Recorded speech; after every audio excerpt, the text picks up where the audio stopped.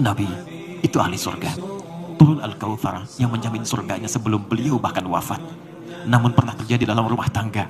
Satu kali Sayyidah Aisyah lupa bahwa dalam puasa Nabi beliau kemudian menghidangkan makanan. Baru sadar ketika itu Nabi datang. Apa yang terjadi? Nabi tidak menegur beliau, tidak menyalahkannya, tapi membisikkan di telinganya dengan kalimat indah. Sayang, tahukah engkau, hari ini aku berbuka, mari kita makan bersama. Sisi lain, pernah terjadi ketika Nabi tidak puasa, ternyata tidak ada stok makanan di dapurnya. Sayyidah Aisyah kemudian mohon ampun kepada Allah, merasa gelisah dan takut tak mampu melayani Nabi. Tapi apa yang terjadi? Nabi datang membisikkan di telinganya dan mengatakan, sayang, tahukah engkau, hari ini aku puasa.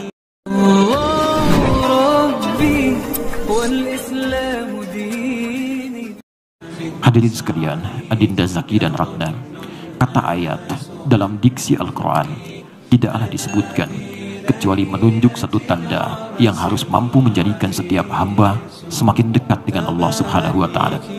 Bahkan seluruh firman dalam Al-Quran sendiri dinamakan dengan ayat. Al-Baqarah 286 ayat, Ali Imran 200 ayat, demikian seterusnya disebut dengan ayat karena setiap kali kita berinteraksi dengan Al-Quran, membaca, memahami, bahkan sekedar mendengarnya, terbentuklah kemudian kedekatan kita dengan Allah Subhanahu wa Ta'ala.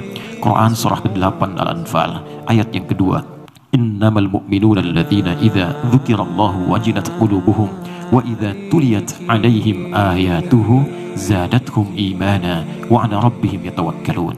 Sungguh orang mukmin yang sejati itu jika disebutkan nama Allah ada getaran dalam jiwanya, dan jika diperdengarkan kepadanya ayat-ayat Allah maka meningkat keimanannya dan semakin bertambah kedekatannya dengan Allah Subhanahu wa Ta'ala. Ada rumus yang sangat singkat dalam tafsir. Jika disampaikan informasi dalam Al-Quran dan dibuka tegas langsung dengan lafaz ayat, maka informasi dimaksud bukan sekedar ingin mengabarkan sebuah peristiwa ataupun ketentuan yang disampaikan oleh Allah, tapi sekaligus ditujukan membangun kedekatan dengan Allah Subhanahu wa Ta'ala. Ayat pernikahan dibuka oleh Allah langsung dengan diksi ayat, seakan-akan ingin menegaskan bahwa tujuan utama, puncak dari akad, puncak dari nikah itu tiada lain untuk membangun kedekatan dengan Allah Subhanahu wa Ta'ala. Karena itulah banyak ulama mengatakan, jika ada seorang yang telah berumah tangga belasan tahunkah, puluhan tahunkah, tapi tidak semakin mendekat kepada Allah, maka boleh jadi ada yang tidak tepat dalam rumah tangganya. Adinda, kedekatan dengan Allah ini bahkan dijadikan oleh Allah sebagai kunci pembuka dari 3 harapan yang diinginkan oleh setiap orang yang ingin berumah tangga. Ketenangan dalam rumah tangga yang disebut dengan sakinah itu, limpahan harta yang membawa cinta yang disebut dengan mawaddah, dan perhatian dalam yang disebut dengan rahmah itu, litaskunu ilaiha wa ja'ala bainakum mawaddah wa rahmah. Samara, sakinah, mawaddah, dan rahmah tidaklah disampaikan oleh Allah kecuali pintunya dibuka dengan ayat membangun kedekatan dengan Allah. Banyak orang mendambakan samara, bahkan menuliskan di pintu rumahnya, tapi anehnya Allah sang pemilik rahmat, sang pemilik mawaddah, sang pemilik sakinah tidak ia dekati. Karena itulah membentang limpahan ayat dalam Al-Quran yang langsung memberikan janji kepada setiap insan beriman, ketika Anda mampu meningkatkan ibadah, takwa kepada Allah, maka akan diringankan, bahkan diberikan limpahan segala kenikmatan, khususnya dalam rumah tangganya.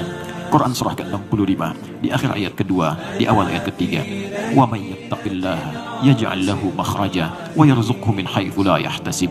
Siapa yang mampu meningkatkan takwanya kepada Allah, maka akan diberikan solusi dari setiap problematika kehidupan yang dialami, bahkan dilimpahkan rezeki dari sisi yang bahkan tidak pernah ia duga. Quran surah kedua di akhir ayat 189, wattaqullah la'allakum tuflihun. Tingkatkan takwamu kepada Allah, aku jamin kata Allah kalian akan bahagia hidupnya. Karena itu adinda, jika kelak telah selesai akad ini, maka jangan cukupkan saat persiapan kalian menjelang akad. Pasca itu dekati Allah dengan sempurna.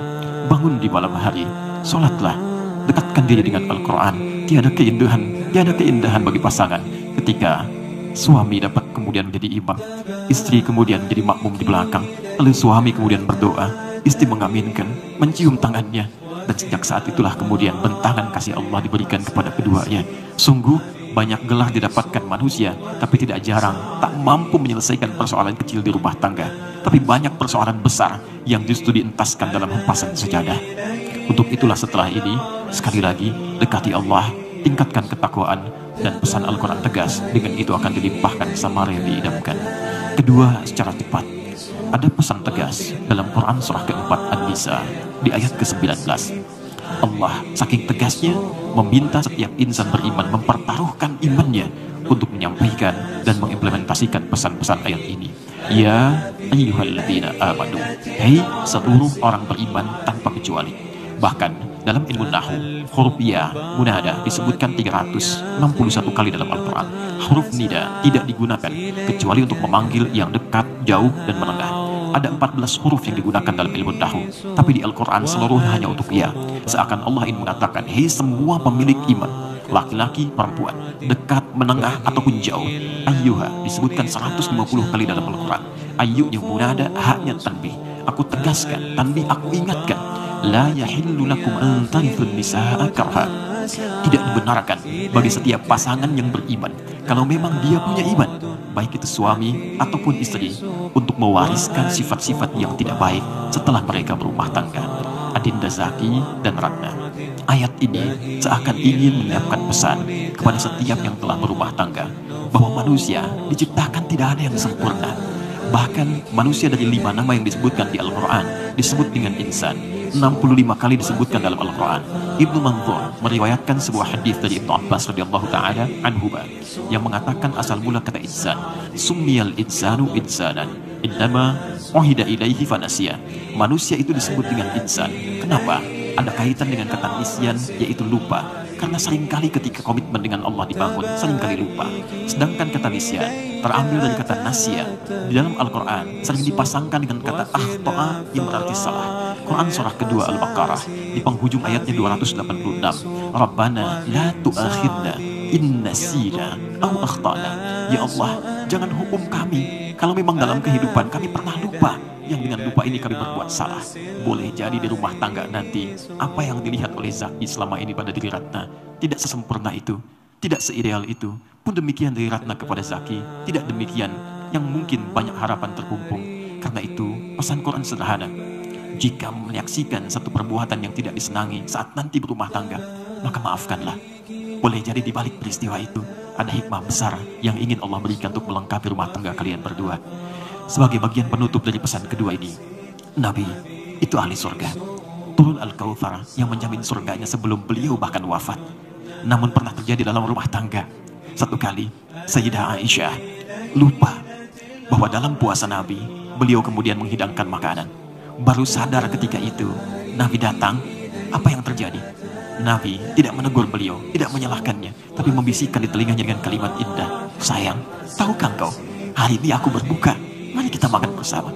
Sisi lain, pernah terjadi ketika Nabi tidak puasa, ternyata tidak ada stok makanan di dapurnya. Sayyidah Aisyah kemudian mohon ampun kepada Allah, merasa gelisah dan takut tak mampu melayani Nabi. Tapi apa yang terjadi? Nabi datang membisikkan di telinganya dan mengatakan, sayang, tahukah engkau, hari ini aku puasa. Hari ini aku puasa. Anda bayangkan, Nabi, Rasul dekat dengan Allah, dijamin surga. Dalam rangka berumah tangga, masih berkesempatan memuliakan istrinya dan membangun kebaikan-kebaikan untuk menyempurnakan rumah tangganya. Anda bukan Nabi, Anda bukan Rasul. Sehebat apa kita harus kemudian mengeksplorasi kekurangan pasangan kita, menjadikan mereka seakan-akan jauh dari kesempurnaan. Karena itulah bertakwalah kepada Allah Subhanahu wa Ta'ala, dan saling menyayangi itu penting ketika berumah tangga. Terakhir, sebagai penutup khutbah singkat ini, Quran surah ke-17 ayat 23, Allah berpesan dengan tegas, wa qadha rabbuka alla ta'budu illa iyyah wa bil walidaini ihsanan. Dan Rabbu telah menetapkan yang tidak bisa diganggu-gugat, agar semua insan menyembah Allah dengan sempurna hanya pada Allah saja, dan setelah itu puncakkan baktimu kepada kedua orang tuamu. Adin Zaki dan Ratna, nikah secara fikih disebut dengan nikah bukan hanya memperkenankan dua insan untuk melakukan hubungan seksual pasca akad, tapi nikah dalam diksi bahasa Arab juga kata yang memiliki dua makna yang bertentangan secara langsung. Ia bisa merekatkan sesuatu yang renggang sekaligus merenggangkan sesuatu yang rekat. Dengan nikah ini, hubungan yang tadinya renggang, Zaki dan Ratna semakin dekat. Bahkan saking dekatnya mahram bil musaharah, Zaki bisa menyentuh ibunda mertua. Ratna pun demikian pada ayah mertua. Tapi jangan lupa, nikah bisa merenggangkan sesuatu yang rekat, karena saat yang bersamaan setelah akan berlangsung, hubungan dengan orang tua yang semula mungkin rekat, boleh jadi akan merenggang dengan berpisahnya kalian dalam rumah tangga ini. Karena itulah Allah berpesan, sekalipun telah menikah, jangan lupakan kedua orang tua. Mereka yang telah sulit memberikan bakti, memberikan perhatian puncak kepada kalian berdua. Mohon maaf, Zaki dikandung 9 bulan 10 hari, dirawat baik-baik, disayang oleh ayah dan ibu. Namun baru dapat sesuatu untuk diberi, sekarang harus diberikan pada orang yang baru dikenalnya. Ratna demikian, dirawat, disayang-sayang, diberikan puncaknya. Bahkan untuk kegiatan pagi ini saja, siapa yang tidak tidur lelah? Siapa yang menyiapkan makanan? Siapa yang mengundang seluruh undangan? Siapa yang maksimalkan itu semua? Tidak ada yang lain kecuali orang tua yang tidak meminta sedikit pun materi kepada kalian berdua, kecuali senyuman, kecuali sapaan, kecuali bakti, kecuali doa. Karena itu, semua ini hanya formalitas. Setelah kalian selesai, datangi kedua orang tua, minta doanya, minta restunya, minta maaf dengan sebenar-benarnya, dan mohon supaya dengan ridho itu Allah berikan yang terbaik dalam rumah tangga kalian berdua. Cukup sudah menyulitkan sampai dengan hari ini. Tibalah kalian memberikan bakti terbaik untuk membahagiakan keduanya. Dan itulah jalan untuk meringankan rumah tangga, sekaligus mendapatkan ridha Allah yang mengantarkan pada kenikmatan rumah tangga untuk menuju surga Allah Subhanahu wa taala.